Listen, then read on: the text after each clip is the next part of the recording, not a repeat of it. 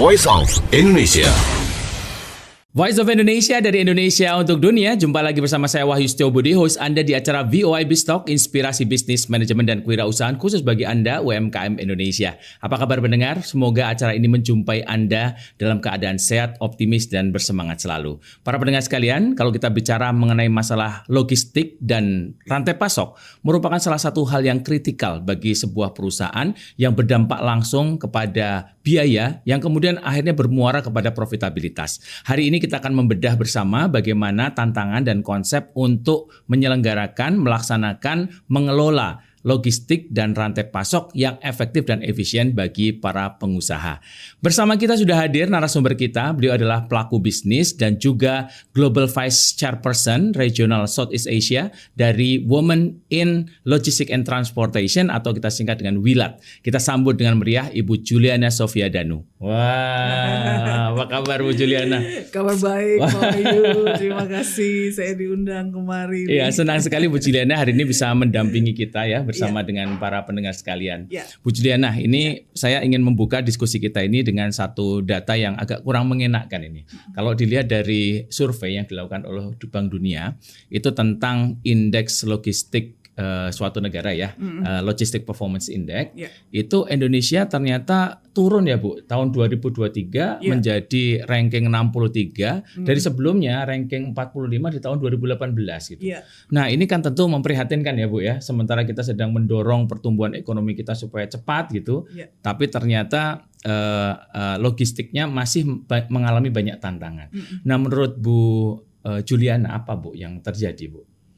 Ya, terima kasih Pak Wahyu. Pertama-tama saya ingin sampaikan bahwa memang betul apa yang disampaikan oleh rilis daripada World Bank ya tentang Logistic Performance Index untuk Indonesia yang kalau saya nggak salah ingat turun 17 poin ya dari sebelumnya. Nah, kalau kita bicara tentang LPI ini, ada data dan ada metodologi yang dilakukan oleh World Bank dan ukurannya itu bisa berubah-ubah. Ya,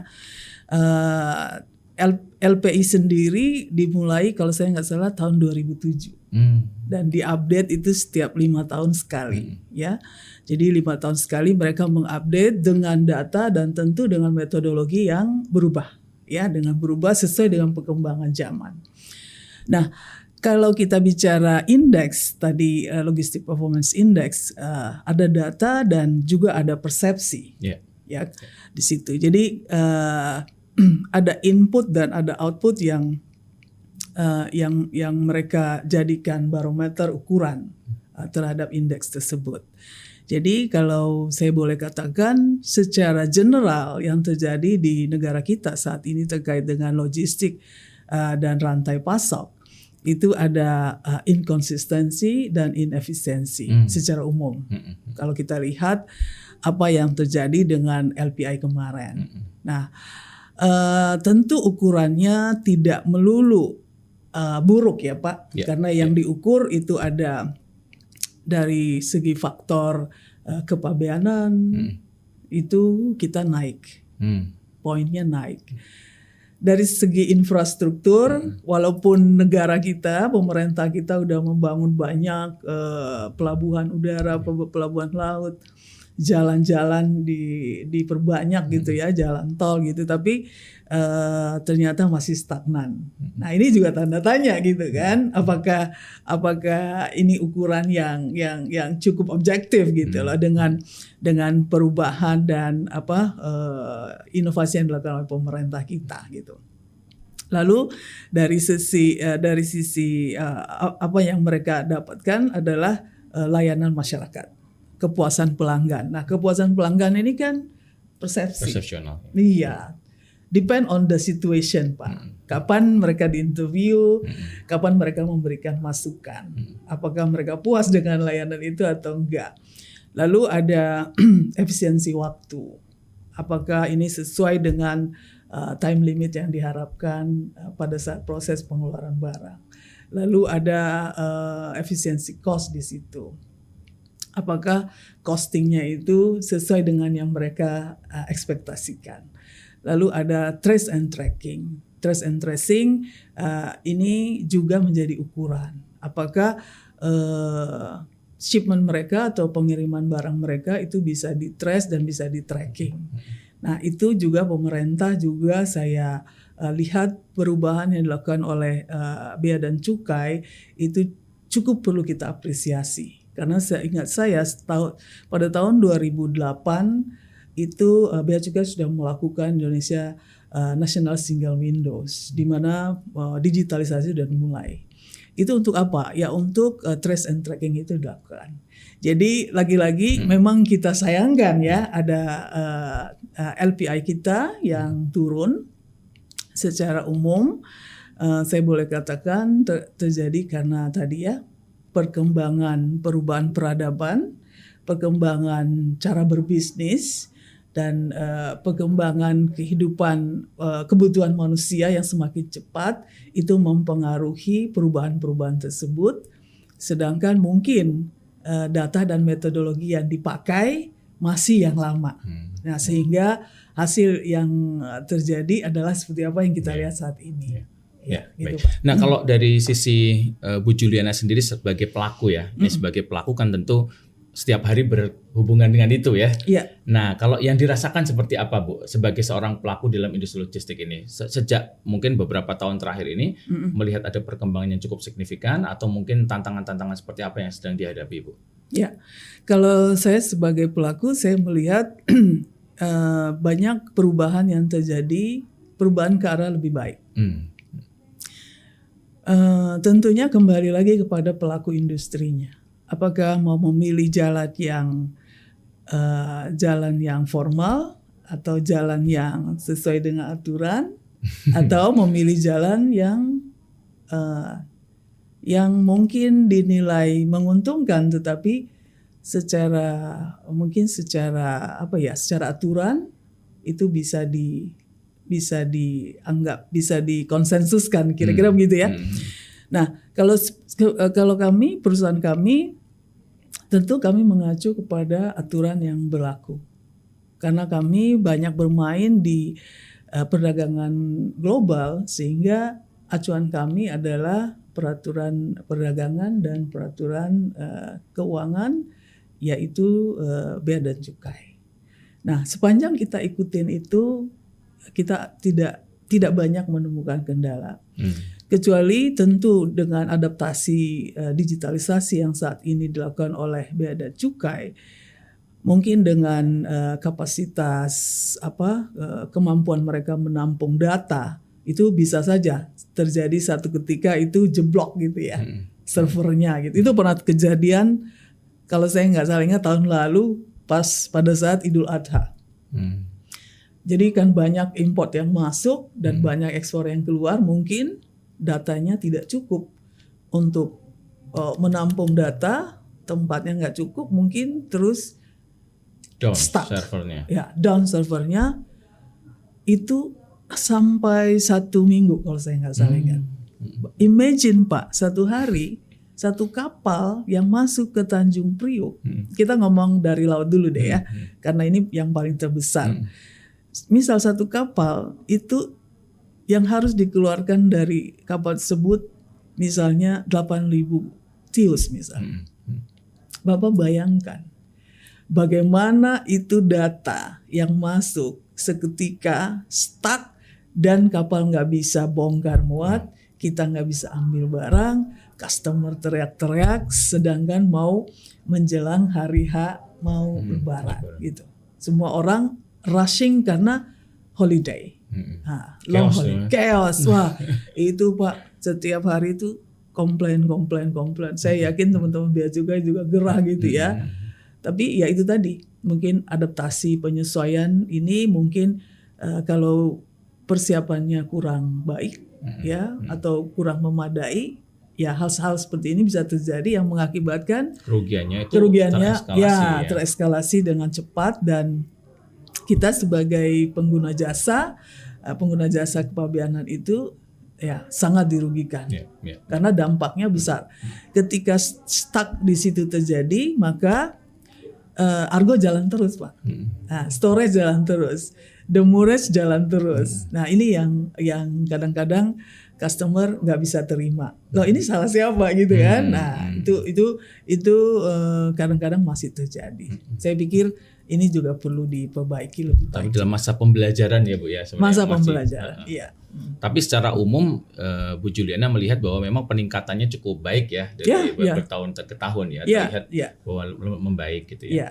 Nah sekarang kita coba untuk lihat dari persepsi atau perspektif ya Bu, perspektif pelaku usaha nih Bu ya. Dalam konsep pelaku usaha ketika melakukan konsep logistik, integrasi rantai pasok, itu yang paling menyulitkan apa saja Bu? Dari konsep kalau kita sebagai pelaku usaha ya, misalkan ini pendengar kan banyak yang punya usaha fashion, ada yang punya usaha retail, ada distributor segala macam ya. Itu dari sisi para pelaku usaha seperti apa Bu? Ya kalau kita bicara logistik, menurut saya yang paling penting adalah yang pertama adalah manajemen perencanaan. How you plan your business itu penting banget, terutama dalam logistik. Karena ketika Anda memulai, argo jalan. Makanya planning, jika planningnya tidak tepat, planningnya tidak benar, maka operation of your organization akan sangat terkendala. Dan ketika itu terjadi, dan ketika itu berbenturan dengan peraturan, itu makin panjang urusan. Jadi yang paling penting teman-teman pengusaha yang berkaitan dengan rantai pasok, berkaitan dengan logistik operation, teman-teman harus ini masukkan aja untuk how you plan your business, itu sangat penting di dalam kita melakukan usaha kita. Nah setelah itu ya kita harus punya cara mengontrol yang baik. Tentu setiap perusahaan atau setiap pelaku usaha mempunyai budaya yang beda-beda. Ya budaya di kantor saya tidak bisa kita samakan dengan teman-teman di kantor Pak Wahyu misalnya. Tentu beda-beda. Nah itu dibikinlah sebagai satu format atau satu alur kerja yang bisa dikontrol oleh teman-teman sendiri gitu. Nah dari situ teman-teman akan ketemu tuh di mana letak masalahnya. Masalahnya apakah di supplier Anda ya? Supplier Anda tentu punya persoalan sendiri. Nah, apakah Anda cuma punya satu supplier? Nah, apakah supplier tersebut bisa diandalkan? Nah, itu juga panjang lagi tuh karena once you talk about logistik, rigid banget gitu. Kompleks banget urusannya. Nah, makanya menurut saya yang paling penting adalah perencanaan Pak. Di dalam semua the whole operation logistic operation penting kita melakukan perencanaan yang baik ya. Ya, wah menarik sekali ya. Ini termasuk juga penting dan seringkali malah justru diabaikan gitu ya. Karena banyak terutama para pendengar yang pengusaha ya Bu ya, pengusaha pemula, pengusaha yang masih berada dalam tahap growth itu biasanya mikirnya gimana nantilah gitu. Pokoknya kalau ada proyek, wah proyek ini gitu hajar gitu. Gimana nantilah operation mana nanti yang penting dapat dulu proyeknya. Nah ini nggak boleh begitu ya, perencanaan sudah dari awal ya. Jadi saya betul yang Pak Wahyu katakan. Saya berangkat dari pengalaman saya juga Pak. Wah, kita ini kan bonek semua Pak. Pengusaha itu menurut saya makin kita belajar, makin kita nggak mau jadi pengusaha. Takut ya. Takut Pak. Takut dengan risiko-risiko. Makanya saya selalu bilang bahwa pengusaha adalah profesi yang paling beresiko. Karena dia harus memiliki decision making skill yang bagus, ya. Problem solving skill yang bagus, ya. Jadi teman-teman memang untuk jadi pengusaha jangan terlalu banyak belajar juga. Terlalu banyak belajar juga Pak, jadi takut, jadi kedar, jadi wah ini gini, jangan-jangan mundur, jangan-jangan nanti nggak bisa gini. Nah, udah bagus kita punya nyali jadi pengusaha. Saya juga berangkat dari situ Pak, dari bondo nekat aja gitu, ya udah usaha aja gitu karena RRI nggak bisa terima saya, perusahaan nggak bisa terima saya, oke, saya mempekerjakan diri saya sendiri gitu loh, memulai usaha. Lalu dalam perjalanannya kita ketemu masalah-masalah. Nah setelah kita ketemu masalah-masalah, ternyata penting kita untuk merunut. Ini loh endingnya. Kalau endingnya itu adalah kita mau membuat klien satisfy, kita mau membuat efisiensi cost, kita mau membuat kualitas pelayanan yang sesuai yang diharapkan oleh customer, dan kita mau membuat timeliness yang tepat yang sesuai yang diharapkan, maka perencanaan kita harus bagus. Nah, perencanaan kita itu adalah strategi kita. Bagaimana nanti kita berhubungan dengan klien kita. Bagaimana nanti kita berhubungan dengan supplier kita atau vendor-vendor kita. Nah, dari perencanaan itulah kita akan lihat titik-titik yang bisa kita kontrol dan yang bisa kita diskusikan, kita cari solusinya di awal, sehingga kita ketemu dulu solusinya, baru kita tetapkan waktu untuk kapan kita bisa eksekusi. Gitu Pak. Wah, luar biasa. Ini sudah langsung banyak inspirasi yang bisa kita ambil dari sesi pertama kita diskusi ini ya, Bu Juliana. Nanti kita akan kembali lagi para pendengar sekalian. Nanti kita akan lanjutkan di segmen kedua. Jangan kemana-mana, kita akan ikuti setelah lagu-lagu yang akan disiarkan berikut ini. Voice of Indonesia.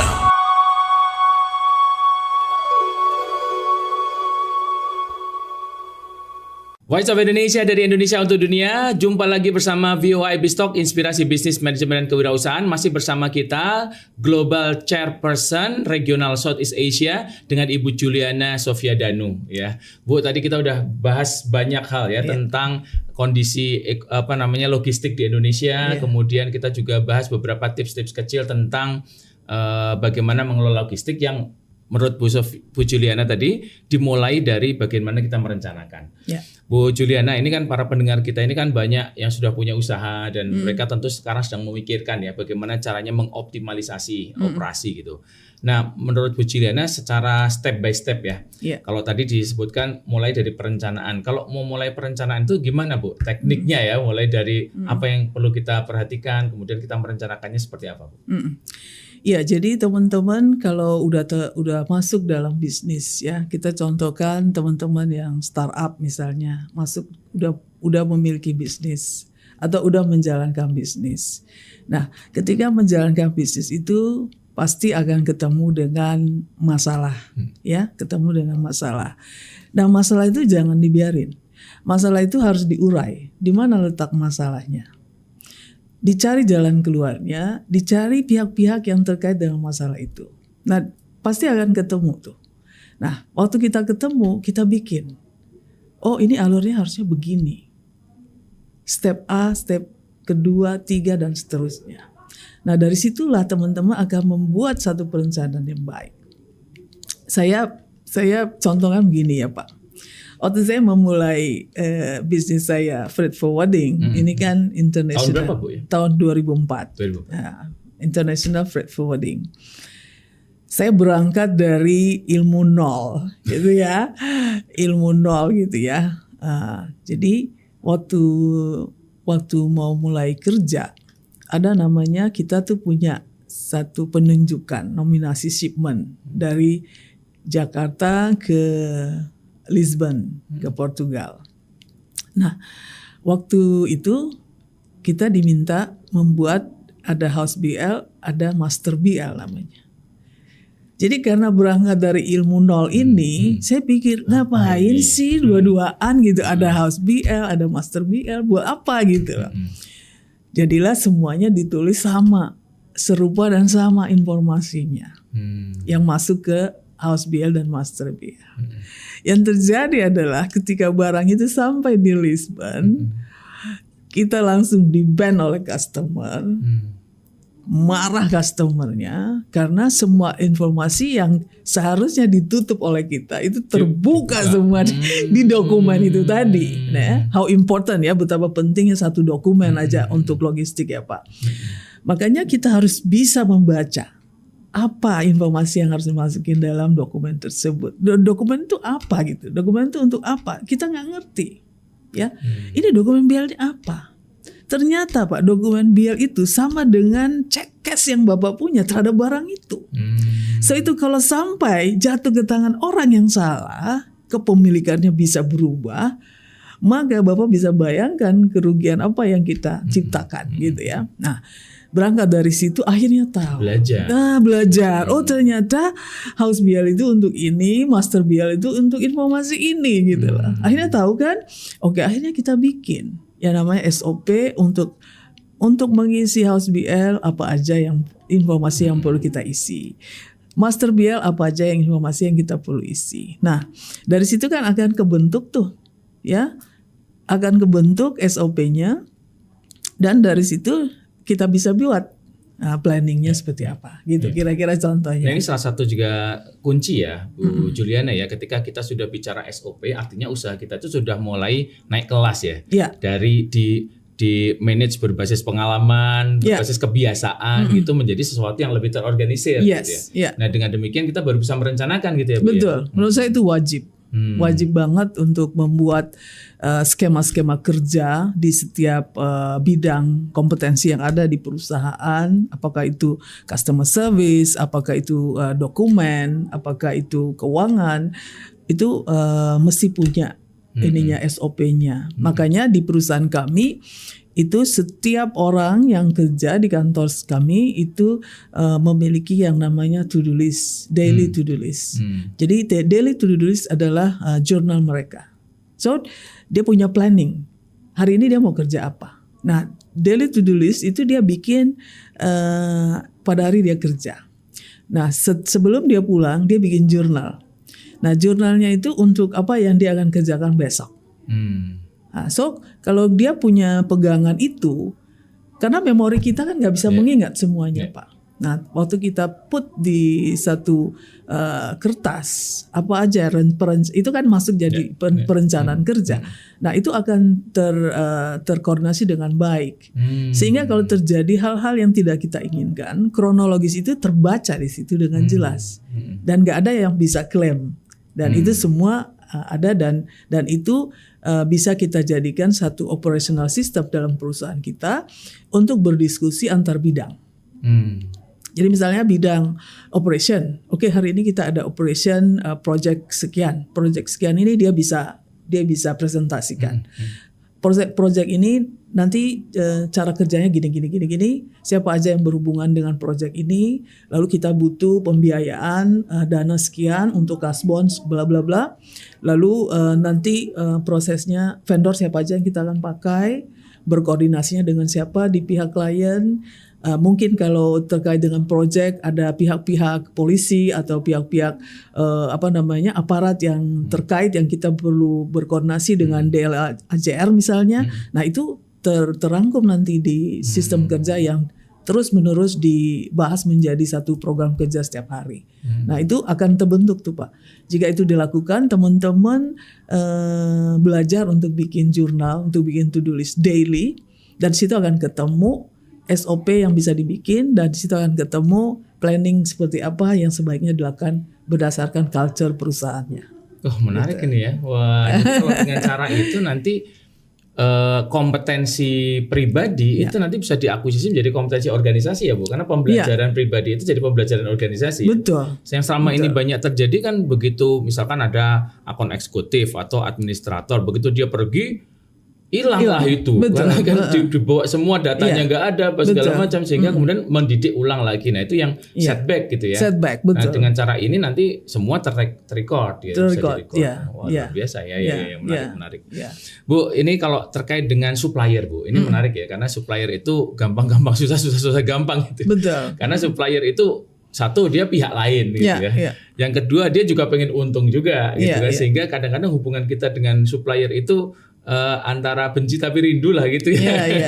Nah, itu bagaimana Bu mengelola hubungan dengan supplier Bu yang harmonis gitu Bu? Ya, dengan supplier ini memang kita butuh waktu untuk mengenal supplier kita ya Pak. Jadi yang paling pertama kalau di logistik, ketika kita ingin memberi kerjaan terhadap supplier kita mesti tahu dia punya kantor apa enggak. Dia punya legalitas berusaha apa enggak. Ya, kalau kita adalah perusahaan PT, maka lawan kita ya mesti yang punya legalitas yang jelas gitu ya. PT misalnya, oke, punya kantor nggak?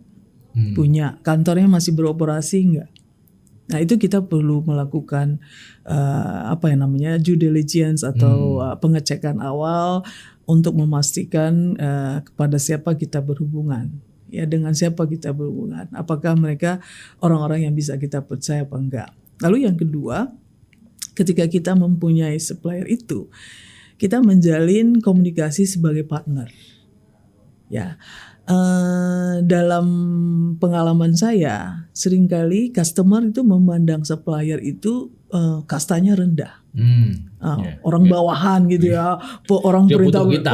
dia butuh kita. Nah itu perspektif yang menurut saya harus dirubah. Ya, jadi prinsip cara berbisnis modern saat ini adalah mutual respect. Kalau nggak ada respect yang mutual, Anda nggak akan bisa berkolaborasi. Ya, karena biar bagaimanapun bukan mesin yang bekerja, manusia yang bekerja.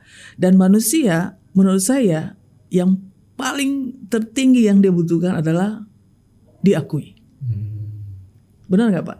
Kalau kita misalnya pekerjaan kita tidak diakui, lalu ibaratnya dianggap remeh-temeh gitu ya. Dia akan berpikir, buat apa saya melayani dia? Ya, saya bisa kasih pekerjaan, saya bisa melayani klien yang lain yang bisa menghargai saya. Nah, itu juga terjadi Pak di logistik. Jadi vendor-vendor kita misalnya dia merasa dia nggak bisa bekerja sama dengan kita, dia akan pergi. Jadi asas saling membutuhkan itu harus kita bangun di dalam perspektif saling menghargai. Partner, jadi kita itu mutual ya. Jadi kita setara gitu loh. Jadi di perusahaan kami selalu saya tekankan bahwa semua vendor kita adalah partner kita. Tanpa mereka kita nggak akan bisa bekerja, tanpa mereka kita nggak akan bisa berbisnis. So kalau ada masalah apapun, kita duduk sama-sama dan bicara sebagaimana setara level kita. Nah, itu pun yang kita bangun dengan customer kita. Customer Pak, kalau anggap remeh-temeh sama kita, tinggalin aja. Kita tinggal aja Pak. Ini bold move ya? Serius, saya serius. Ada pernah terjadi. Nah, tahun 2013,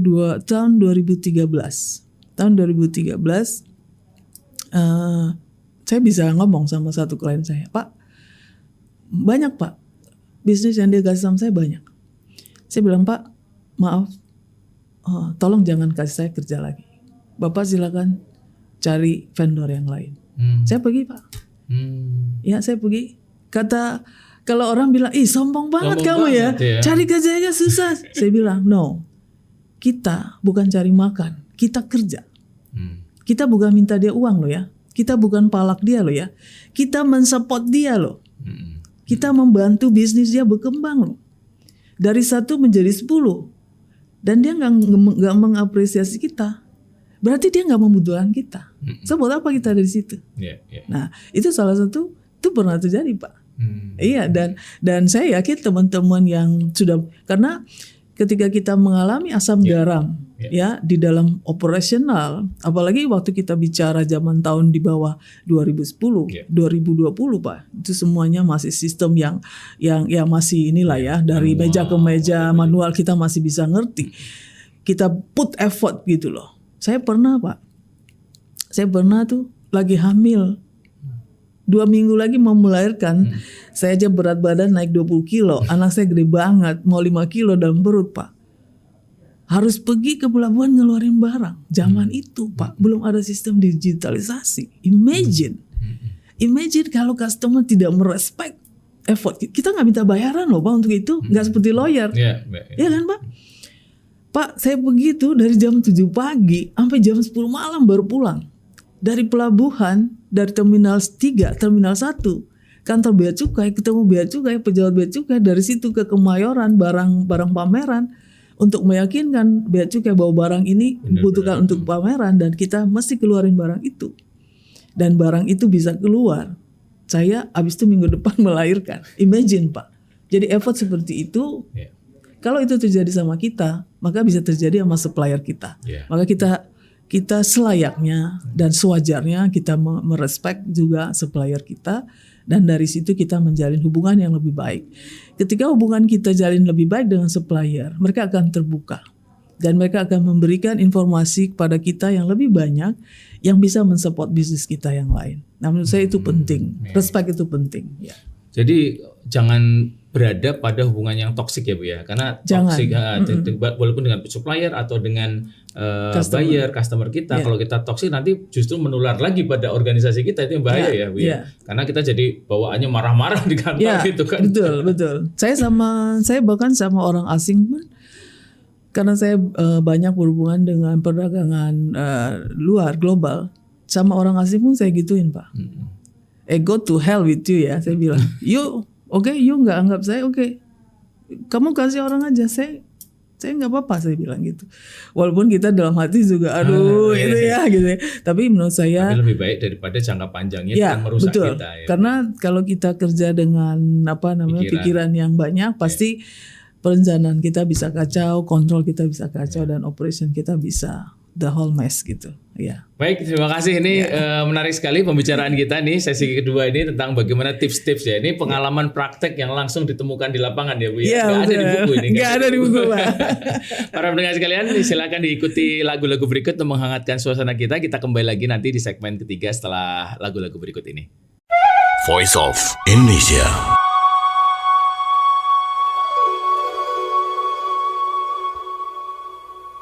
Voice of Indonesia dari Indonesia untuk dunia. Masih bersama kita VOA Bistock Inspirasi Bisnis Manajemen dan Kewirausahaan. Kita masih cerita mengenai bagaimana konsep logistik dan supply chain management di UMKM Indonesia. Masih bersama kita Ibu Juliana Sofiadanu. Beliau adalah Global Chairperson Regional Southeast Asia dari WILAT, Women in Logistics and Transportation. Nah, ini menarik nih, Bu Juliana. Di sesi ketiga ini saya pengen bertanya lah ya, karena pengetahuan keingintahuan gitu ya. Ada organisasi namanya WILAT ya, Women in Logistics and Transportation. Nah, memang ada isu apa Bu dari women di transportation dan logistik ini Bu? Iya. Jadi industri logistik Pak, ini industri yang male dominated industry. Male dominated industry. Jadi kalau Bapak misalnya ke pelabuhan atau ke tempat gudang ya, ke airport, Bapak jarang sekali lihat perempuan, jarang sekali lihat perempuan. Nah, WILAT atau Women in Logistics and Transport sendiri adalah forum perempuan di bawah satu organisasi profesi namanya The Chartered Institute of Logistics and Transport. Jadi ini kita organisasi global Pak. Ya, yang terdiri daripada pelaku industri, akademisi, researcher, siapapun yang concern terhadap supply chain, logistik and transport boleh bergabung dengan CILT namanya, The Chartered Institute of Logistics and Transport. CILT ada di kurang lebih 40 negara di dunia, datang dari UK dan berbasis di London. Dia besar di negara-negara Commonwealth, Pak. Dan di CILT dengan member kurang lebih sekitar 40 ribuan member di kurang lebih 40 negara. WILAT adalah forum perempuannya. Kenapa CILT menganggap WILAT ini penting? Isu gender ini dianggap penting untuk diangkat di industri kami, gitu ya. Ketika dimulai oleh seorang perempuan bernama Haja Aisyah Ali Ibrahim di Nigeria. Setiap kali dia ikut convention, perempuannya dia sendiri, gitu ya. Dia pelaku salah satu pejabat zaman itu, salah satu pejabat pelabuhan di Nigeria, the only lady, gitu ya. Sedangkan ada juga perempuan-perempuan lain, tetapi tidak terwakilkan di situ, ya. Jadi itulah kenapa WILAT ini ada untuk memperkuat ya dan memberdayakan perempuan-perempuan yang ingin masuk ke industri kami atau yang sudah ada di industri kami, industri ini, sehingga logistik dan sistem rantai pasok dengan masuknya perempuan itu bisa menjadi lebih tertata dengan baik gitu. Ya, Bu Juliana. Jadi kalau misalkan minority ya di dalam sini ya, berarti kan secara umum sistem logistik dan transportasi ini belum berpihak lah Iya. dalam kepada perempuan. Iya. Seperti apa Bu? Konsep belum berpihaknya itu apa saja yang bisa diskrutinai gitu? Iya, jadi kalau kita bicara logistic by operation ya, kita bicara logistic by operation, kita jarang banget lihat sopir truk Perempuan. itu perempuan. Iya. Why? Pertanyaannya, karena tentu secara fasilitas kita tahulah di Indonesia, di banyak negara bagaimana truk-truk itu beroperasi, kondisinya perempuan tuh belum bisa lah, belum safe lah, safety and security-nya itu belum bisa lah kita masuk ke situ. Tapi mungkin banyak perempuan yang ingin jadi sopir truk. Seperti kalau bis sekarang sudah banyak ya, Ya. bus Ya. Transjakarta itu udah Transjakarta banyak ada ya. beberapa ya. Jadi itu contohnya. Terus contoh lagi misalnya untuk forklift misalnya. Oh iya. Sopir forklift. Ya. Jadi kenapa perempuan pengen masuk ke situ, tapi kan dia lihat wah environment-nya kayak begini. Apakah dia akan secure? Safe ya. Ada di tengah-tengah laki-laki yang mungkin bahasanya kasar mungkin gitu ya. Jadi hal-hal seperti itu kita perempuan ingin masuk, tetapi kita akhirnya harus pakai think like a man and act like a man. Satu orang mungkin bisa, tetapi tidak semua perempuan bisa, gitu loh. Nah, itu makanya kenapa Wilad itu ada, gitu ya. Dan kalau dari level middle ke atas pun demikian, ya. Selalu stigma perempuan itu kurang mampu secara manajerial dan lain-lain itu masih sangat kuat gitu loh. Nah itulah kita ingin break the barrier gitu loh dengan program-program Wilad itu kita pengen break the barrier dan saat ini pun kalau secara data di CILT sendiri dengan melihat data member ya, dari data member itu keterwakilan perempuan saat ini pun masih sekitar 10-11%. Sangat kecil ya. Sangat kecil. Sedangkan kita ingin 30% gitu, paling enggak perempuan. Karena menurut saya pribadi Pak, logistik ini sebetulnya kerjaan perempuan. Bapak misalnya, Bapak bangun pagi, di meja udah ada nasi goreng. Yang menyediakan siapa Pak? Istri. Bapak ke kamar mandi, Bapak mau sabun apa semua udah ada. Yang menyediakan siapa? Istri Pak. Sebetulnya secara nature itu perempuan sudah memiliki itu gitu loh. Nah kalau perempuan ini kalau di empower lebih lagi dan diedukasi lebih lagi, saya yakin banget deh logistik tuh dan rantai pas itu akan sangat lebih tertata dengan baik. Nah ini belum aja diberi kesempatan menurut saya itu Pak. Iya. Nah terus yang direncanakan program-programnya apa Bu yang dari Wilad itu? Ya jadi program kita adalah salah satunya bridging education dengan industri. Ya kita bersyukur Pak. Hari ini sudah ada universitas yang mengajarkan logistik. Kita bersyukur hari ini sudah ada politeknik yang mau mengajarkan logistik. Dulu zaman saya tahun 90-an saya masuk ke industri ini 93 itu nggak ada sekolahnya gitu loh. Nggak ngerti apa itu logistik. Start from zero tadi. Start from zero gitu. Bahkan minus gitu ya. Jadi Pak kita mau nge-bridge education dengan industri. Kenapa? Jadi gini Pak, bahkan di akademia mereka merasa belum banyak literasi tentang logistik dan supply chain. So why should we gitu loh? Banyak yang masih seperti itu Pak. Jadi campaign-campaign yang kami lakukan ke kampus-kampus itu yang kami temui itu. Nah makanya kita mau nge-bridge mereka dengan cara salah satu program kami adalah Women in STEM in Logistics. So kita nge-bridge teman-teman yang belajar logistik, transportasi, supply chain itu kita sediakan tempat untuk mereka magang di kantor-kantor atau perusahaan-perusahaan di mana Wilad, member-member Wilad itu memiliki perusahaan yang teman-teman bisa belajar di situ. Nah, itu cara kami mementoring mereka. Ini loh industri logistik ini, gitu loh. Jadi kader-kader lah nantinya. Ya.